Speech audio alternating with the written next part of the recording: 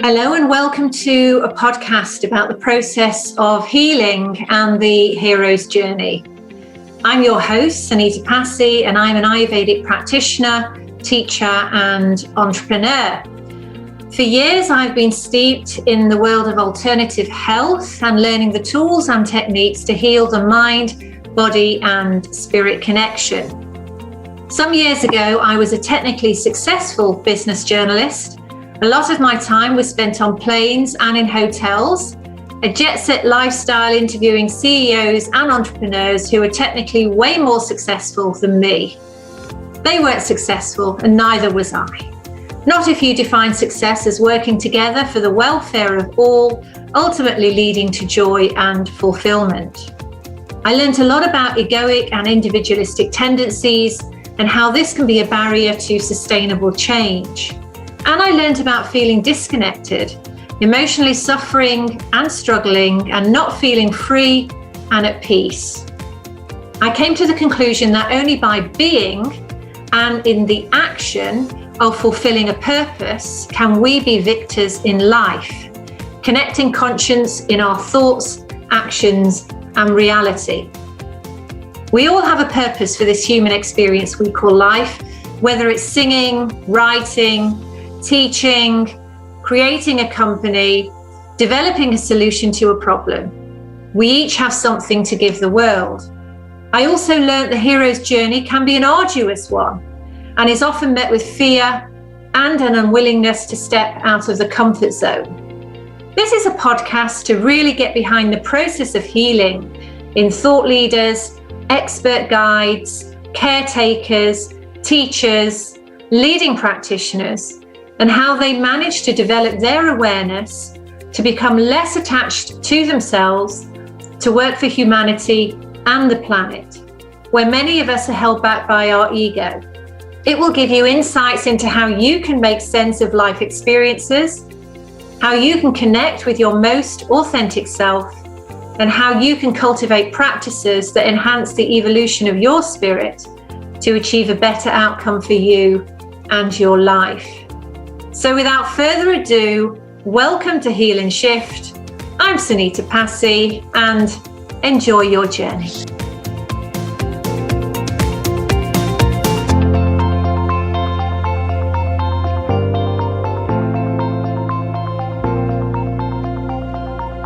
Hello everyone and welcome to another episode of Heal and Shift. I'm your host, and this is a podcast to really get behind the process of healing in thought leaders, expert guides, caretakers, teachers, leading practitioners, and how they managed to develop the awareness of their conscience to become less attached to themselves, to work for humanity and the planet, where many of us are held back by our ego. So I'm delighted today to welcome somebody I do share some colleagues with. It's Sacha Stone. And Sacha, lovely to see you and thanks for joining me. Good to meet you, Sunita. Thank you. Good to meet you. Hi. Kind. So for those of you who are not familiar with Sacha's work, Sacha is a former rock musician and artist and also the founder of Weaponized, a platform to speak on human rights and natural justice, and founder of the New Earth Project, a movement to educate and quicken the process of countries understanding their own self-realization beyond corporations and governments. But I'm really here today to understand about Sacha's mindset. So Sacha, I would describe you as a pretty courageous energy being, flowing like a stream, in fact, prana in full force. And I was watching some of your podcasts earlier today, and you talked about the craziness of your earlier years, and you came through that to connect with things that matter most in life. So how did you make sense of life in the early days and continue to be true to yourself? I'm not too sure how to answer that question, but I'll take a stab at it. Staying the hell away from alcohol and drugs of any order of magnitude was, for me, 101. So I've never taken anything, and I've never had chemical disruption, put it that way. And I genuinely think, just retrospectively, that probably has helped me clarify who it is that I am, why I'm here, what it is that I'm doing. And that's a very important question for me and a very important matter. But the fact that I've not had any chemical imbalance, I think has served me tremendously. Okay. And now you worked for the UN for many years. And No, I didn't. No, I didn't. Let me just stop you right there. Very dangerous words. I would never work for the United Nations for love nor money. I was approached by elements within the United Nations and asked if I could come in to help sex up the game, which was the Millennium Development Goals. I said, no, I'm not interested. They said, please, we need help with sustainability and getting positive messaging out to the world. I explained to those elements that approached me that their organization or institution is probably the most pernicious institution on the face of the earth. And I explained my rationale. Those elements agreed with me that much of the UN had become weaponized and that it needed very much to be shaken up. It was on that basis that I agreed to go in for a period of time to see if I could work. I said, I'll come in if I can bring in certain elements, which I did. I tried to, for sure. It took me about 2 years of working. I did not take coin from them. I never would do. But it became clear to me by the second year of being involved. First year, I was executive producer of the Millennium Development Goal Awards on the General Assembly stage. And I was trying to bring in native voices and different aspects, higher aspects or higher agendas into the UN, like consciousness. That was what I wanted to affect and impact. So accepting that function of producing the MDG awards was my way of hacking in, or essentially, I was very honest about it to the lovely people I was dealing with, and they got it, they understood. And then the next year, I was asked if I would be Director General for the Intergovernmental Renewable Energy sector, because my foundation, Humanitad, was already very much involved in developing technologies and protecting scientists and doctors. So I said yes, and I accepted that function for a year as Director General, but I said only if I have carte blanche and can bring some real good shit into the UN. And they agreed, and that on that basis, I did. And it took me that year to realize that no matter how noble your objectives might be as an activist, as a humanitarian, as a scientist, as a thinker, as an influencer, if you get pulled into the vortex of the UN, you will be commandeered.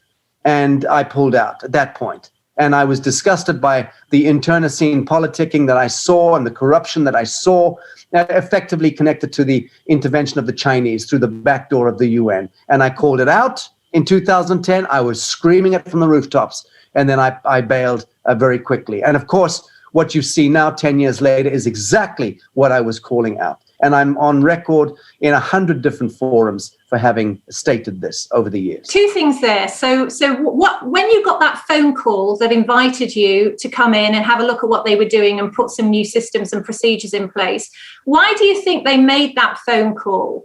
It wasn't a phone call. It wasn't a phone call. So let me correct you again. It was a group of ambassadors who reached out and then came to visit me in London. So that was the engagement on multiple occasions. Okay. What was worth holding on to, Sacha, from that experience? Very little. I only bolstered what I'd known intuitively at the beginning, was that the United Nations was a franchise off the League of Nations, which was a collectivist fantasy dreamt up by Cecil John Rhodes and the imperial hegemony of the Crown of Europe 100 years earlier. So nothing new to me. I'm a fairly cynical guy in my way, but I'm also a very forgiving guy. I'm sad to say that I didn't impact much at all in the United Nations for that period of time. But don't make the mistake of imagining I was ever paid by them, paid for by them. I never accepted a dime. In fact, it cost me a hell of a lot to try to shake the tree there. But let me just also caveat by saying something really important. The United Nations, I'm in my middle age, I'm beginning to realize that so much of what the UN has intended has been noble. The genesis, I think, was evil. And I think that it's corrupted at this technocratic, not the capstone. I've said this multiple times, not the capstone of the pyramid. It's not corrupted. There's an evil technocracy that's beneath the capstone. So the leadership of the UN are generally good people. And for sure, the 49,000 plus people who work within the body politic of the UN, as I've said multiple times, are thoroughly good humans with noble intentions. But there is absolutely a satanic, evil technocracy that purposefully disconnects the directorates, the capstone, the leadership from the body politics. So all those good ideas that come in and those noble objectives get curtailed, get cauterized, get hijacked, get boycotted along the way. And that's the problem. So the UN, in that sense, has been of not just of no consequence to the world, it's been of dire consequence. Because if you look at the World Food Program and you look at the World Trade Organization, you look at UNESCO, which is all about the desecration of, in a sense, and controlling of cultural proclivities. These multilateral institutions within the UN do not serve people. They serve bankers, they serve corporations, they serve fictions. Therefore, I find the UN to be abjectly wicked, but it needs to be repurposed and retooled. And that's the point. You've got this apparatus. Get rid of the serpentine element, allow the groundswell of good, noble people within the United Nations to take command and control. And I believe it can be a very, very positive outcome. Well, that sort of it reminds me of the Rumi quote where Rumi said, "A noble heart will refuse the happiness built on the misfortune of others." So those that listen to these podcasts, the Healing Shift podcast, they may be sitting there feeling, I really want to make a difference. You know, it might not be this system, but it might be another system. They can see what's going on. And obviously we can all see your enthusiasm and the work that you have facilitated over all of these years. So how have you maintained your enthusiasm? How have you not fallen away from this faith, this faith within, and not become enslaved by the systems? How have you not broken? Well, I'm not buyable in the first instance. So I've never been buyable. I wasn't buyable as a rock and roll a piece of merchandise, which is why my career reached a certain point, a zenith, and then I had to pull out. I had to fall on my sword or sell out and go with the devil, so to speak. And that was absolutely an option. Absolutely, it was an option. But no, it was unconscionable for me at the time. So I'm not buyable. I'm a white African, pissed off human, cynical as hell, but I believe, coming from a very loving space, and I believe that absolution and redemption is the true language of the Adamite, of the human, the Christed human. And so I walk forward in that spirit. I'm always looking to absolve, to redeem, and to heal, and wield a sword. Then I think you've got a workable alchemy. But if you go into battle just pissed off and just bloodthirsty and just dreaming of supremacy, or dominion, I think you'll fall short and hurt pretty badly. You've got to move now into the battle with a sense of absolution. You've got to be prepared to truly embrace the so-called enemy, exchange fire in the eyes, and love and empathize that creature into its own trajectory towards the light. And so I'm literally moving constantly every day, reminding myself that healing is the art, that absolving and redeeming is the craft, and that must carry through in everything. Now, when you're focused in such a way, connected in such a way to ultimately your higher self, your higher purpose, there's the cynics out there. My previous career as a journalist, I would certainly be having a look at all different aspects of a person that I was interviewing or speaking with. So some might describe you as controversial. Some might Google Sacha. They might not know you, Sacha, and have a little look at what's online.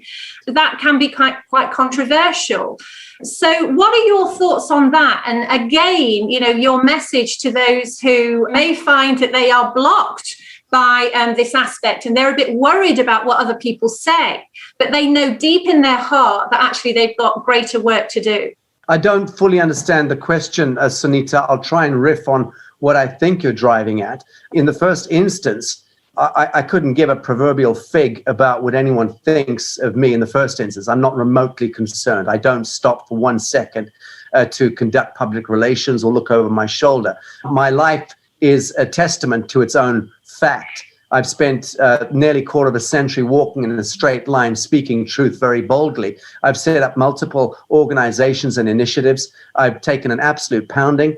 I've taken media hits. I've taken the most scurrilous and evil trolling that you could possibly imagine, and that still continues to some extent. If you're asking me, how do I defend that? How do you defend being called a child-raping Satanist because you're the one who's going after child-raping Satanists? Well, you tell me. I'm not clever enough to know how to deal with paid trolls who obviously are seeking to destabilize a man like me who has spent years investigating truth and bringing it out, setting up the International Tribunal for Natural Justice, establishing a true and proper jurisdiction of law and natural law and restoration of rule of law, and then undertaking judicial commissions of inquiries, putting justices and advocates and barristers and commissioners together consistently year after year after year after year. Of course, I'm going to be savagely attacked. Of course, they're going to try and blow my brains out with bullets, which they've tried. Of course, they're going to try and poison me to death with their weird, bizarre poisoning technology, radars and guns and all sorts. I mean, these 5G weapon. Why do you think I made the film? 5G Apocalypse, the Extinction Event. That was in answer to what happened to me in 2016 when I was zapped and had to find out, my God, they are truly they. And I'll say again, they is the unresolved aspects of us that's come back to bite us in the butt. And it's called government, and it's called deep state, and it's called mainstream media. And I can absolutely tie it all together in the same way that David Icke can and other good humans who are on the front line, who actually passionately care about truth and about redemption. But I don't care to answer to negative spin and trolling or any intelligent human being. Why do you think governments will deal with me? Why do heads of state solicit my advice? Why am I used as the utility of bridging chasms as a foundation over the years? It's because essentially when you do proper due diligence on me, you see what's written on the tin.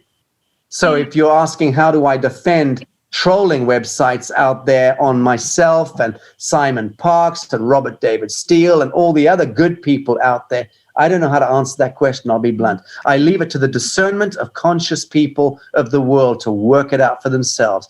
And if you want to believe that shit, go for it. Enjoy. So discernment. So you're talking about, we talk about our intuition and we talk about our discernment. There are, I teach Ayurveda, I teach meditation. So a big focus is on the tools, the techniques, and actually how we can enhance our awareness. And do you have a practice, Sacha? Is there anything you do? Do you have a practice that helps maintain your connection to self and keeps you in good spirits? Only the one that I speak to consistently, which is pure truth and right action in the living now. And I'll repeat for the 1,000th time this year, the living now speaks to the fact that I'm actualized. I'm conscious of being conscious. And if you're conscious of being conscious, you don't fall victim to cult programming. You don't fall victim to things like lethal cocktails of synthetic poisons being pumped into your arm under cover of being why do we feel we can't say the word vaccine? I find that unbearably, unconscionably sad that we're afraid to speak to the truth of things. And we're all now couching our language to try and get around it. No, I'll call it for what it is. It's a goddamn lethal cocktail of synthetic molecules being designed to depopulate us and genetically modify our RNA as a hijacking of our entire species by a satanic and luciferic cult that have completely weaponized the apparatus of the public health administration sector, lockstep with governments, lockstep with the high street and consumerism, every product on the goddamn shelves, lockstep with the constabulary, the police, the military. I know how all these things work. I've tied them all together. It's not difficult once you understand the distinction between the living and the dead, which incidentally is about the distinction between the masked and the unmasked. Yeah. And again, pure truth is for me, it's the only thing that matters, is that we don't couch our language. We don't use fuzzy logic, especially at a time of epochal deception like we're going through right now. It's so dangerous to couch our language. We must be bold. So some again, listening to this conversation may say, well, their reliance is on what the GP has told them, or so it's based on our own reality of what our truth is in that moment. No, it's based on our own degree of alacrity or acuity or stupidity. No, anyone who thinks that the GP knows about medical science is, by distinction, a thick human, somebody who's not moved beyond really the first degree of actualized intelligence or consciousness. Because if you haven't worked out by now that GPs are functionaries of a weaponized health industry, which is all about money, all about profiteering, all about slow poisoning and slow death. That's what it is. 90+% of doctors, possibly up to 99%, are cashiers working on behalf of the medical science and health industry, which is not about healing. So it's so not about healing that you're not allowed to use the term cure. How about that? Right. It is so evil, so satanic, so Luciferian, so systemically wicked and inverted in its logic that it's become the opposite of what it's supposed to be. It is a slow death industry that harvests billions and billions and billions of dollars a year, not just off you paying money over the counter. That's part of it.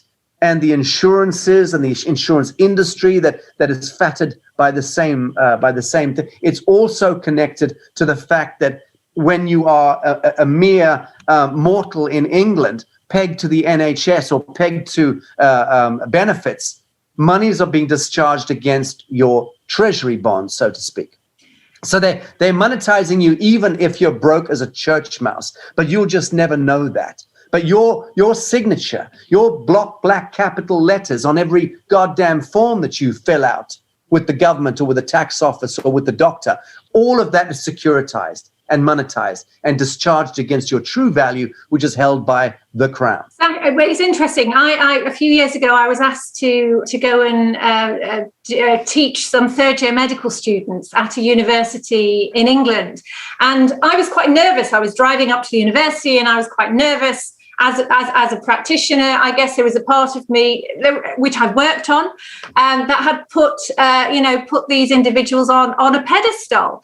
And actually, when I got into the room, I had nothing to be nervous about. But what was really interesting was there were 70 students that I taught that day.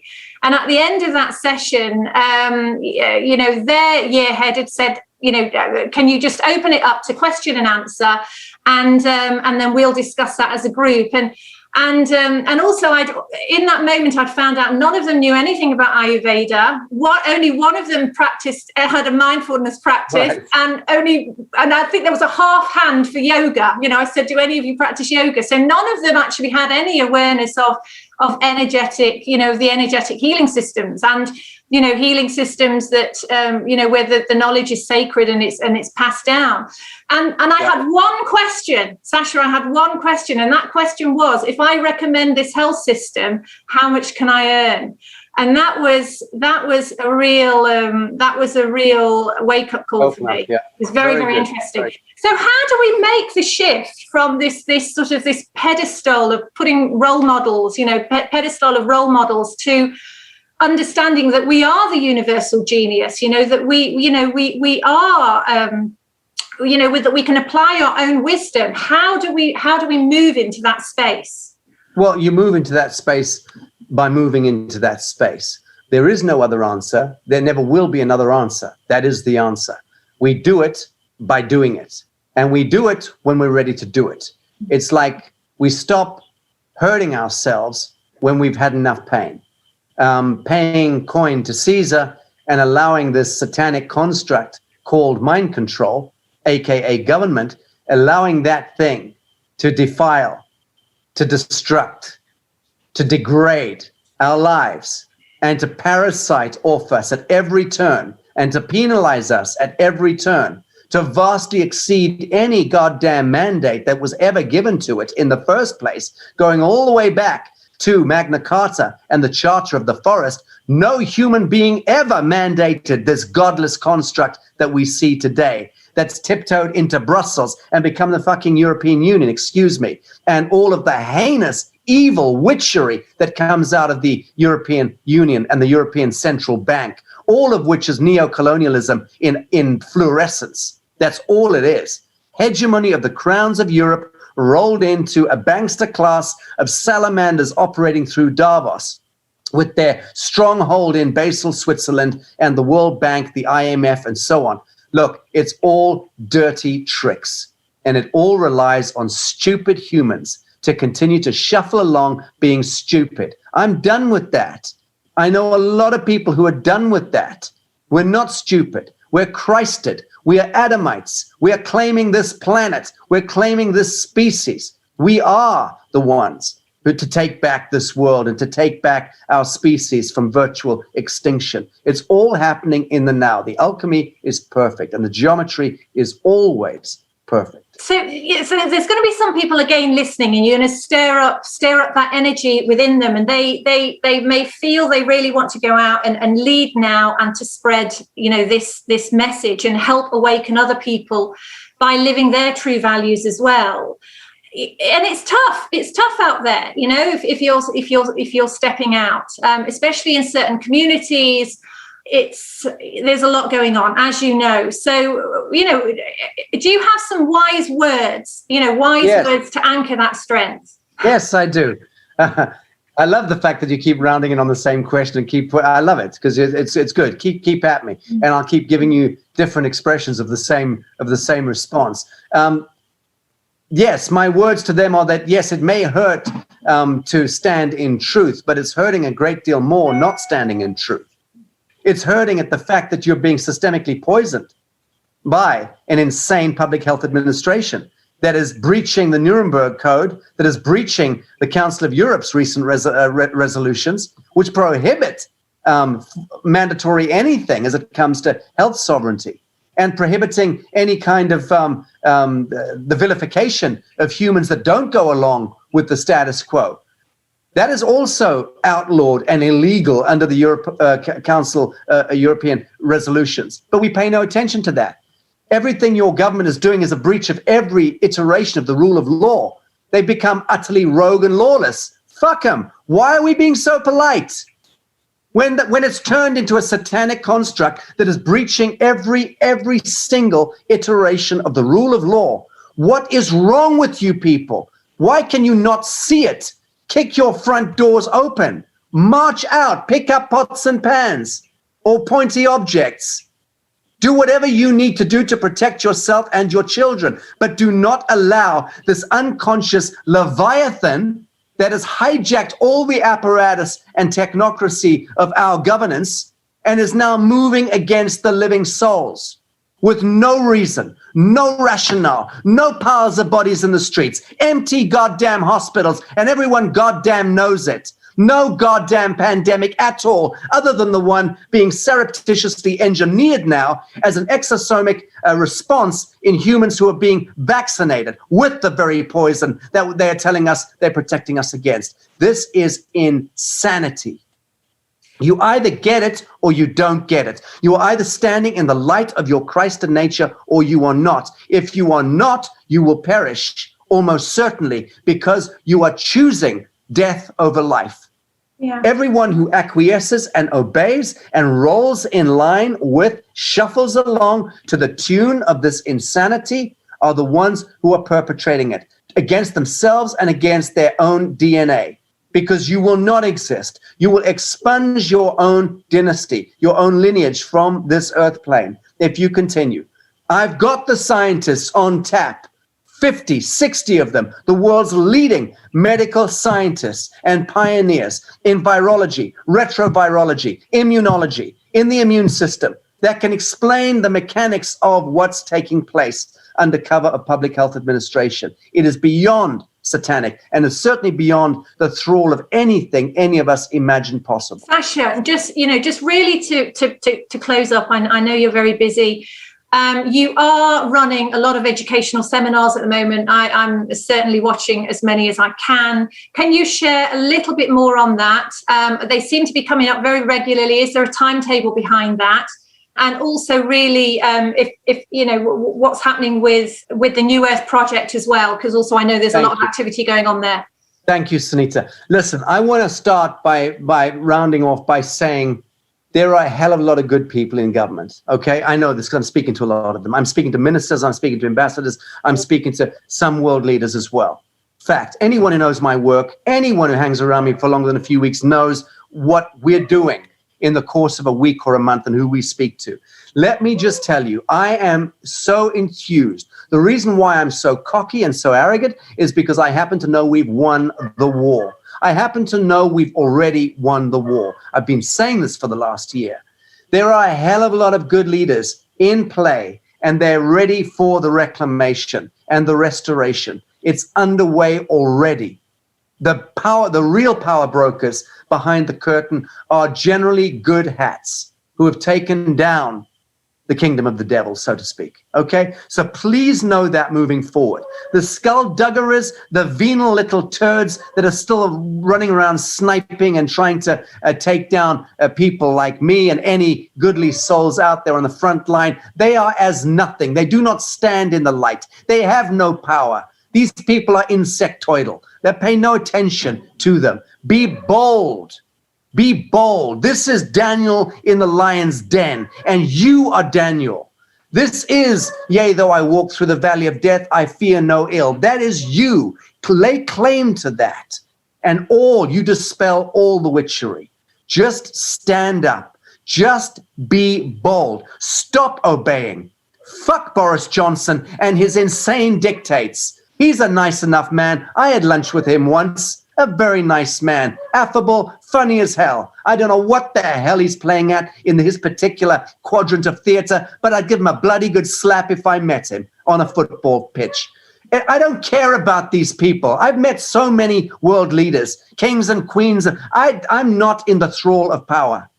You're either a good human or you're not a good human. I'm done with bad humans. It's time for us to reclaim this world, and we're doing it. That's the good news. I don't have any advice for anyone personally beyond that kind of irreverence, which I will continue speaking to until I choose to leave this earth plane. And it won't be from somebody else's silver bullet. It'll be from one of my own dictate.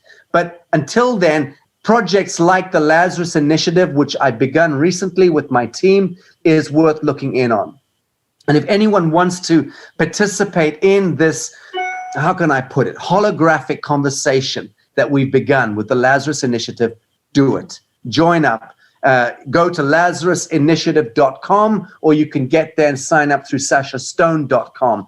But I'm bringing world-leading figures, voices, influencers, cosmologists, archaeologists, mathematicians, astronomers, astrologers, astrophysicists, thinkers, medical scientists, people, good, rounded, qualified people who are triangulating now a conversation about cosmogenesis, where we come from, the status quo, how we got here, and the mechanics of ascendancy or ascension, where we're taking the journey from here as an actualized species, okay, standing again in this Christed light, which is now bombarding our planet from deep space. That's part of the astronomical and astrophysical presence of the grace of God, which is happening right now. You can actually measure it astrophysically. And we show all of that science, frequency wars, galactic wars. We're having an intelligent conversation about all of that amazing stuff to help waken ourselves up from this incredible cult programming, this monocultured, poisoned programming, cult programming that all of us have been subjected to for the last few hundred years. Can you not feel yourself bristling anyway right now after this year of COVIDiocy? Like so many of us around the world are feeling alive for the first time because there is this existential threat, this perception of doom rolling in. It doesn't exist unless you give it your belief. Stop ideating into false light, because your fear And your collective fear is the thing that is energizing and manifesting that illusion into some semblance of reality. If you are not a stupid human, you would get that. Step back, withdraw the permissions, stop signing your name on bits of paper, stop entering block black capital letters, absolutely stop paying personal income taxes today. Do not participate in blood cults with your time and motion and coin, because that's a Faustian pact. That's you doing a deal with the devil unwittingly and unconsciously, but nonetheless, it pegs you to the kingdom of the devil. Be careful. And that's how you can get nailed.